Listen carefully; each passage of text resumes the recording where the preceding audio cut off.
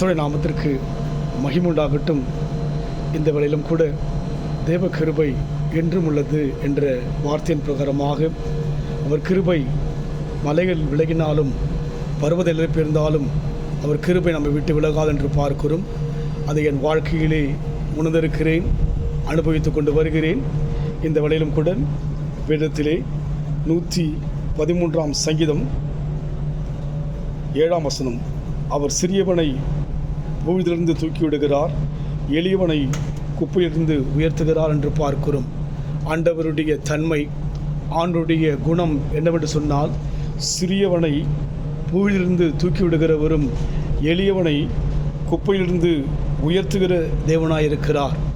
ஆம், நம் வாழ்க்கையிலே சிறுமை, ஒடுக்கம், வேதனை, எப்பேற்பட்ட சூழ்நிலைக்குள்ளாக நாம் கடந்து போகலாம். ஆனால் ஒன்றை மறந்து போக வேண்டாம், நம் தேவன் நம்மை தூக்கிவிடுகிறவரும் நம்மை தேவன் உயர்த்துகிற தேவனாயிருக்கிறார். உண்மையாகவே ஒருவேளை ஒடுக்கத்தின் மூலமாக விழுவது போல சோதனை இருக்கும் என்று சொன்னால், இன்றைக்கு உங்களுக்கு ஒரு வார்த்தை சொல்லப்படுகிறது, அவர் தூக்கி விடுகிறவராயிருக்கிறார். இரண்டாவது, ஒடுக்கத்தின் மூலமாக கலக்கம் அடைந்து உங்கள் மனமானது கரைந்து போகின்ற ஒரு காரியமாக இருக்கலாம். ஆண்டவர் உயர்த்துகிறவராயிருக்கிறார். தேவனை குறித்து நாம் சிந்திக்கும் பொழுது, இயேசுவை குறித்து நாம் தியானிக்கும் போது நிச்சயமாகவே நாம் ஆறுதல் அடைய முடியும். அற்புதங்களை செய்கிற தேவனை நம் வாழ்க்கையில் பார்க்க முடியும். அவர் சிறியவனை உயர்த்துகிறவரும் எளியவனை தூக்கிவிடுகிற தேவனாக இருக்கின்றபடியினாலே நாம் கலங்க வேண்டாம். கர்த்தர் இன்றைக்கும் அற்புதம் செய்ய வல்லவராயிருக்கிறார். அவர் இன்றைக்கும் அதிசயம் செய்ய போதுமானவராக இருக்கிறபடினாலே ஆண்டவரை நோக்கி நாம் பார்ப்போம். அன்பின் ஆண்டவரே, எங்கள் வாழ்வினுடைய எல்லா நிலைமைகளும் அறிந்தவர் நீரப்பா. கர்த்தர் எங்கள் மேல் இரக்கம் வைத்து இந்த வேளையிலும் கூட இறங்கும்படியாய் செபிக்கிறையா. உம்முடைய ஆண்டவரே சமூகத்திலிருந்து, உம்முடைய ஆண்டவரே கர்த்தாவே தேசத்திலிருந்து நீர் உலாவின இடத்திலிருந்து கர்த்தாவே ஜனங்களாகிய ஒவ்வொருவருக்காக ஆண்டவரே நான் கண்ணீரோடு கூட பாரத்தோடு கூட கடந்து வருகிறையா.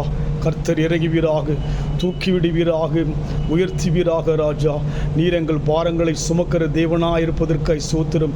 இந்த வேளையிலும் கூட எந்த காரியத்தில் ஒடுக்கப்பட்டிருக்கிறார்களோ அந்த காரியத்திலிருந்து கர்த்தர் தூக்கிவிடும்படியாய் ஸ்தோத்திரிக்கிறையா. எந்த காரியமெல்லாம் தடைப்பட்டிருக்கிறதோ அந்த காரியமெல்லாம் விலகும்படியாக நீர் உயர்த்தும்படியாய் ஸ்தோத்திரிக்கிற கர்த்தாவே, நீங்கள் பொறுப்படுத்திக் கொள்ளுங்க ராஜா. நன்றி செலுத்துகிறேன். ரீபாலா சந்தா ரபாலா துருபியா, எல்லா குடும்பத்தின் கட்டுகள் ஆண்டவரே விலகும்படியாய் ஸ்தோத்திரிக்கிறையா. அற்புதம் செய்வீராக, அதிசயங்கள் மூலமாய் நாம வெளிப்படும்படியாக உம் சமூகத்தில் கர்த்தாவே, உம்முடைய ஆண்டவரே எருசலேமாகிய தேவனுடைய நகர்த்திருந்த கர்த்தாவே, ஜனங்களாகிய தேவ ஜனங்கள் ஒவ்வொரு குடும்பத்தையும் ஆசீர்வதிக்கிற கர்த்தாவே, நீர் தூக்கி விடுகிறவரும் ஆண்டவரை உயர்த்துகிற தேவனாக வெளிப்பட போவதற்காக நன்றி செலுத்துகிறோம். இயேசுவின் நாமத்தில் பிதாவே, ஆமென். கர்த்தர் ஆசீர்வதிப்பாராக. God bless you.